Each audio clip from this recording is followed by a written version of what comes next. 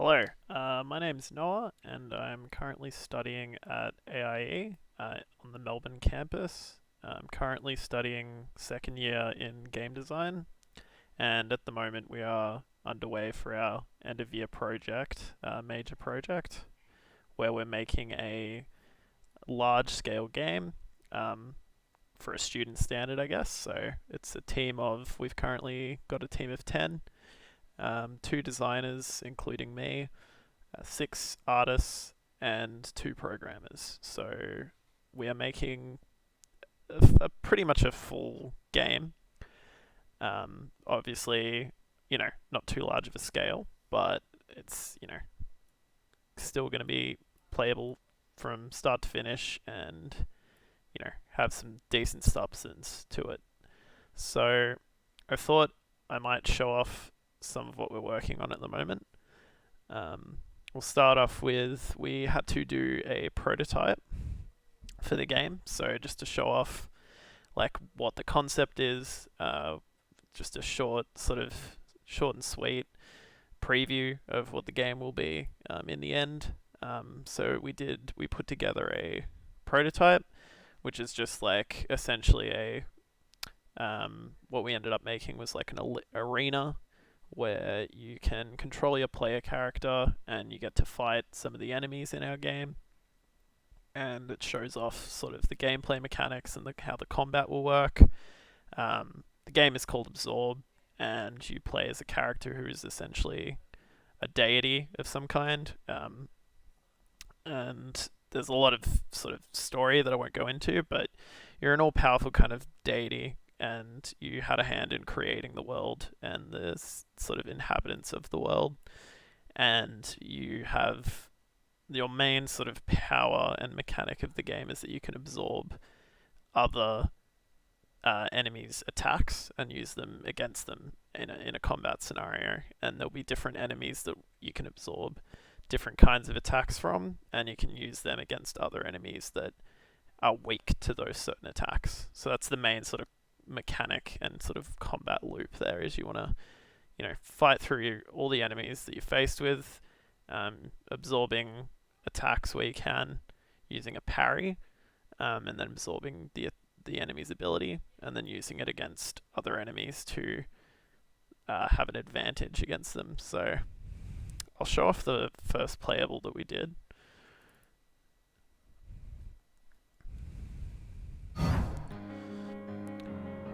So here's our very early prototype version of our playable character, Abidaro. We were going for a very inky, liquidy kind of look to him, but he is definitely going to look a lot different from this prototype version. This is just a very early placeholder. So we've got basic attack, we've got a dash, and obviously move the camera around, you can move, and then there's three different enemies that we've got so far. So we've got these little minion enemies that are very basic AI. They'll just come towards you and attack you, and you can just kill them with basic attack. That enemy right there, the one with the shooting the spheres at me, is an elite enemy. He can only be killed by absorbing a special attack from the special enemies, which is represented by this guy with the hammer. So what I'll do is I'll absorb his ability by holding the shield button at the right time, and then you can absorb his attack, and then use it against any enemy, really, but you mainly want to use it against the elites. So I lost the ability because that took too long. Oh, actually, no, sorry, wrong button. There we go, there's our hammer special. I'll try and show it off again. So there we go, parried, absorbed, and then... So that's what we got so far. All these assets that you see were made by our art team. All the shaders, effects, all the programming, design, everything's been done within our team. So this is original sort of content. And this is what we had for our first playable, just to show off, to sort of give people a brief idea of what we're going for in the end product. So now that I've shown that off, I wanted to show off some grey box iterations that I've been doing. Because obviously, being one of the designers, one of my big jobs for the project is level design. So I just wanted to kind of show off the iterations of the level that I've been working on, and sort of show that, I guess it's always good to be open-minded and willing to throw out some of your iterations and continuously work on them until you're happy with them. So, and the version I have right now is probably going to be iterated on again as well. It's probably not going to be the final version either, but I've sort of got it to a point at the moment where I'm pretty decently happy with it. And I guess the continuous iteration on it will just come from when I get some final assets and start actually filling out the level more. There might be some areas where I think might look a bit bare or don't make much sense in terms of the gameplay, so we'll see. So essentially the level that I'm in charge of at the moment is the starting level, so where the player starts the game, and it serves as like a light tutorial. It's not too heavy on sort of teaching you much, but it teaches you the sort of basic things that you'll need to know for the rest of the game. And it also serves as like a bit of a storytelling level as well. So essentially, the player character has been imprisoned here and is being used as fuel to fuel the world, as like sort of basically like a living battery. So you're in like a facility that's sort of harvesting your energy, and you kind of have broken out and are trying to figure out what's going on. So this is the first version of the grey box that I did. Very, very early, just basic shapes made with either primitive Unity shapes or ProBuilder. ProBuilder I do find is quite useful. Can be a little bit glitchy, but it's pretty useful for just throwing things together. And it has some, light sort of Maya elements to it, so you can like edit faces and vertexes and fill holes and all of that, which you can't do in normal Unity primitives. So it is handy. So basically, this is like the starting room that I did originally. You've got the big machine here that I'm just again representing with primitive blocks and colors, just to give the artist an idea of what we want for the level. So this is the big harvesting machine, and this is like the silo sort of circular. I went with a circular shape for like a bit of different geometry, I guess, instead of just a square, but also, I guess silos represent sort of usually storage, and this is like a big energy storage area. So you'd start here. The player would start here in their little kind of coffin battery slot thing, and you'd wake up in this room. There's not too much going on in this room. There's obviously the big harvesting machine, but there's also like, machine consoles for like operating the facility on either side. And there's like some breakable objects around the room, just to essentially give the player a chance to figure out how to move, which is usually the first thing anyone does when they start playing a game, is just move around.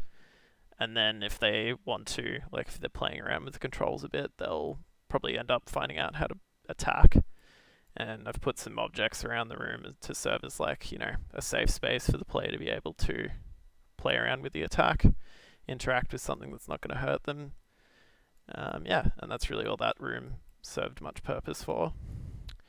As like a storytelling element, but also a sort of pathway indicator. I was going to have, in the sort of later iterations, I want to have this is basically representing a lamp that's over the exit door, that will be fully on before you sort of start the game. But once you start and exit your coffin, it's going to start flickering. For one, as an indicator of like, you need to go here. It's pretty obvious. But also as like a storytelling element of, well, you've clearly, you getting out of the slot has disrupted the sort of energy flow. So it's just a kind of clue that you were powering everything. And yeah, you would go through this door and come out here, and there's some minion enemies guarding you, sort of making sure you don't leave. So you get into a very, very easy combat scenario here with 3 minions, which you could just kill in like a couple of hits. You definitely wouldn't. I highly doubt anyone would die at this point, but it's just a very easy, quick way of sort of getting you used to combat.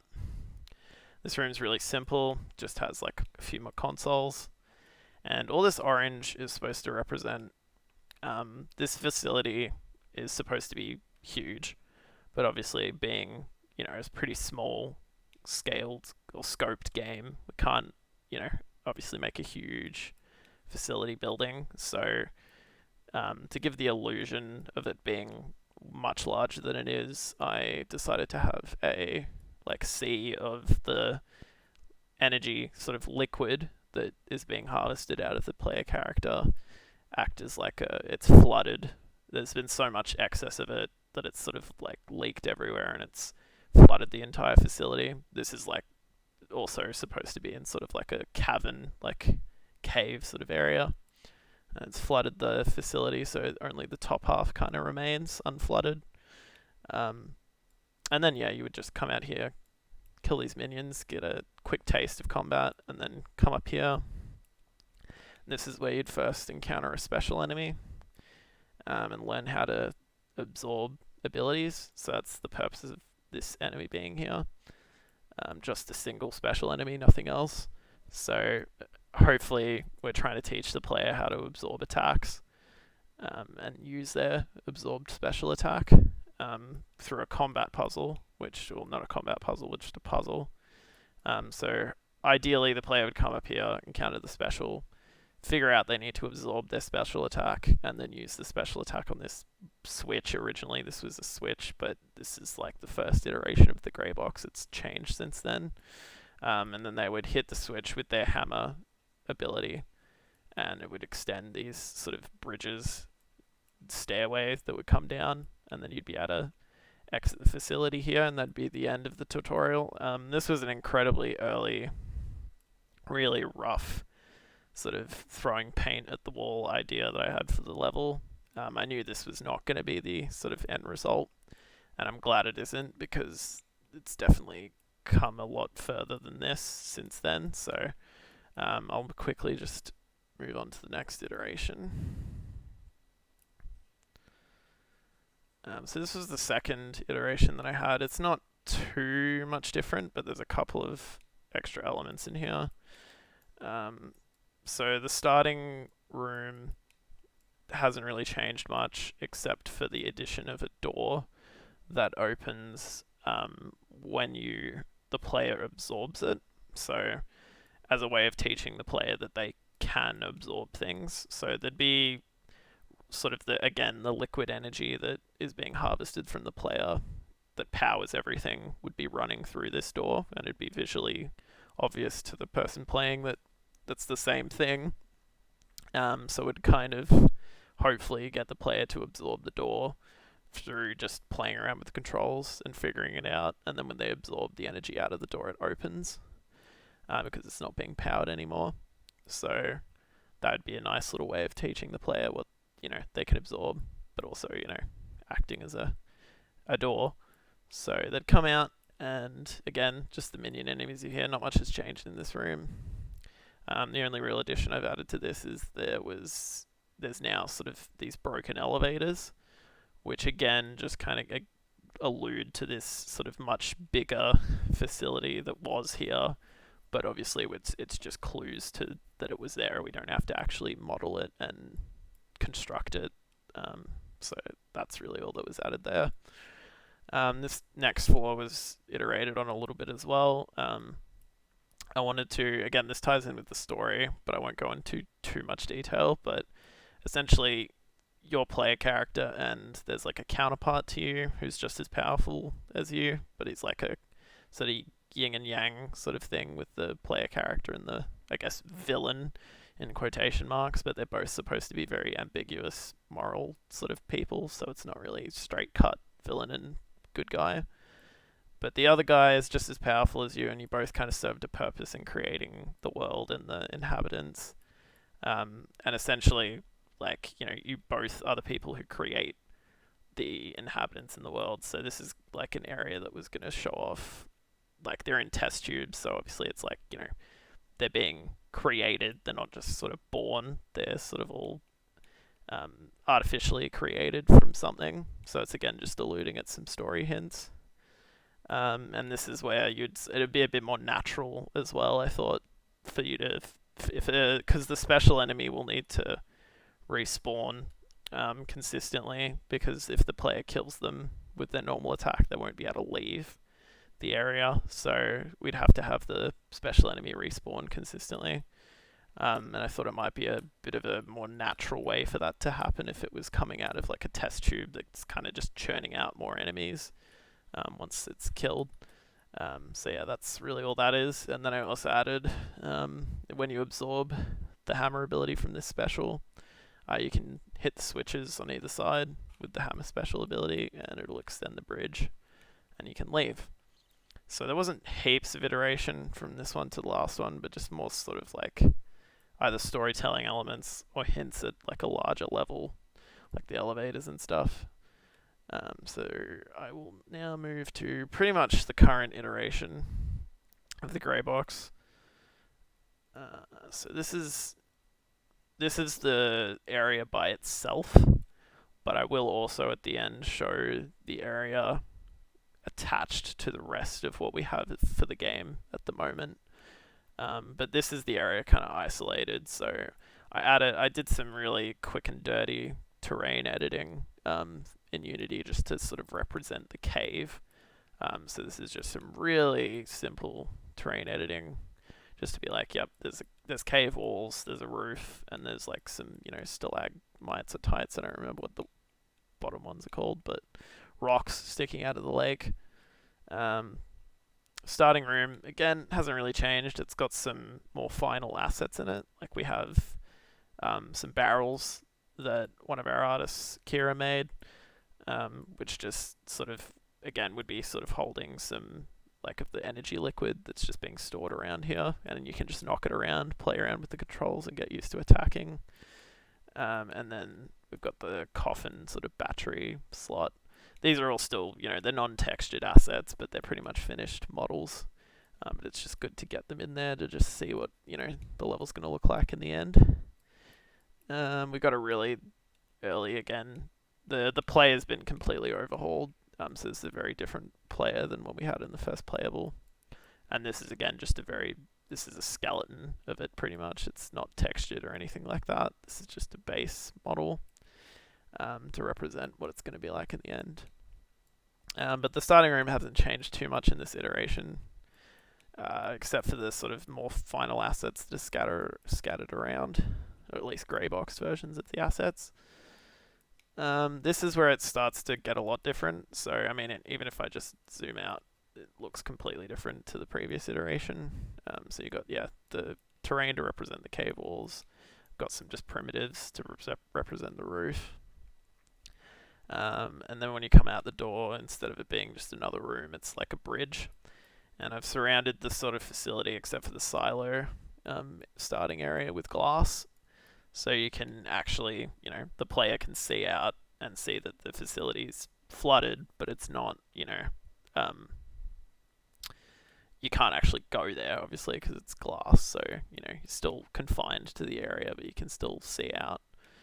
And instead of having the minions guard the area, I thought it would be cool to have them sort of, there'd be a cracked part of the glass where they've kind of formed in the liquid, because that is pretty much how they're born. They're born from kind of the energy that's inside Abidaro. So they've kind of spawned out of that and they've broken through. And that's, again, it's more of a natural way of them coming into the player's sort of view, instead of them just being standing there. It's a bit more cinematic and a bit more interesting. But same idea, you just kind of get into a really small fight with these guys just to get a bit of a taste of combat. Then you come into this main room, which, again, it's pretty similar to sort of what I had originally, but it's got, the elevators are over here, the consoles are more spread out. And I might actually switch over to the final one, because there's some other stuff in here that's not in this one that is a lot better looking. So just switch over to the final version of it. Well, not the final, but the current version of what I have. So again, same deal here really. We've got like a small console that is in its like grey box phase. It'll have like a holographic sort of imagery coming out and like carvings of like little hints of the ancient technology going through the console. So yeah, this area is the same, but I have moved the test tube enemies to this room, and this one's actually got like broken glass in it, so the enemy, comes out of it. Makes sense because the glass is already broken, and you get a little preview of the minion enemy and the elite enemy, which don't do anything. They're just purely there for decoration, but it makes sense to have them all there. And then the same thing, the special enemy comes out, and you'll fight him, but you'll learn to absorb his ability, and then hopefully figure out that you need to use it. Don't have anything as placeholder here at the moment, but there would be the boulder. There'd be like a big boulder here that you would break with the hammer ability, and you'd leave. So this is like a, kind of final skeleton of the level grey box. So obviously it's going to be filled out a lot more with final assets and textures and all of that, and I'll probably change things around a bit as well, but this is like I'm pretty happy with this kind of iteration of the level at the moment. And there's like a very quick sort of look at the other parts of the level that we have. So you'd come out of the facility and you're in kind of like a cliff mountain area, and you'd come out to like a graveyard area, which actually this is supposed to be like a representation of, this isn't a final asset, but this is like a representation of your player character's grave. So it's like supposed to be hiding this secret facility where you're being stored, but everyone else in the world thinks that you're just dead. So that's where this gravestone is here, and then you'd come out into an actual like graveyard, just a general graveyard. I might actually just be able to play it. Might be easier to navigate. So at the moment we have like a basic 3 combo. That's why there's an extra hand for the moment, just to represent the third hit. So yeah, you'd come out here, fight the special, hopefully absorb it, and then use it to break the boulder, and then you'd leave. So come out here, cliff face, big mountain sort of area.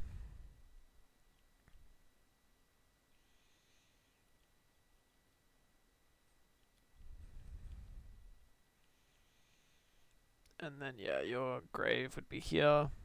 That's hiding the sort of facility behind it. And you come out into an actual graveyard, which is like a full, just bunch of graves, citizens that have died. I think that's a well. Again, all these assets are made by our art team as well. And obviously the terrain is just Unity terrain. You come up to here. So the first main level of the game is going to be the church. And again, this is just a super early grey box skeleton of the church. But this is a church that pretty much worshipped you and the other sort of big deity character in the game. But you've been kind of stricken from history in a way, so you're not really represented here anymore. It's just the other character. But we've got a big sort of stained glass window, grey box there. There's like a centerpiece. We've got some church pews, some archways. This will be like the main area where there'll be like a big combat scenario fight. This will be the main fight in the game. So there'll be multiple elite, minion, special enemies here that you'll fight. And then you'll come out here, and you'll see the big castle in the distance, which is where obviously your counterpart lives. So you get a big nice view of the castle. And if you backtrack, you realize that there's a bit of a side path.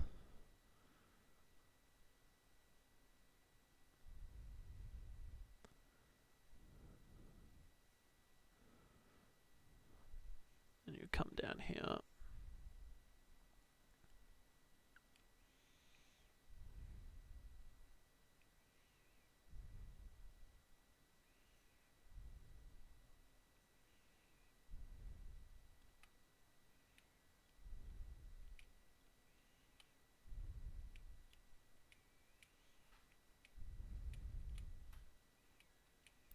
To a big bridge. And then we want to have it so when you get to this bridge... Oh, and I fell. Oops.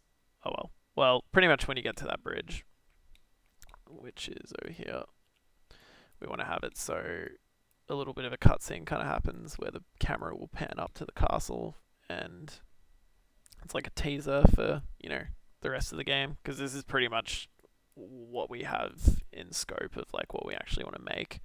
So we want to do the starting area, which I showed off mainly, and then we want to do a church area with some little in-between bits that lead to this bridge that kind of end the game there. Originally we were going to have a level after the bridge that was going to be like a village, like a ruined village area, but it proved to be a little bit over-scoped, so we had to scope it down a little bit just for the sake of, getting the project done on time. But yeah, that's pretty much what we've got so far for our alpha iteration. I'm pretty happy with the progress so far. And yeah, I just wanted to make a little bit of a sort of development diary about it. So yeah, cool. Thanks for watching.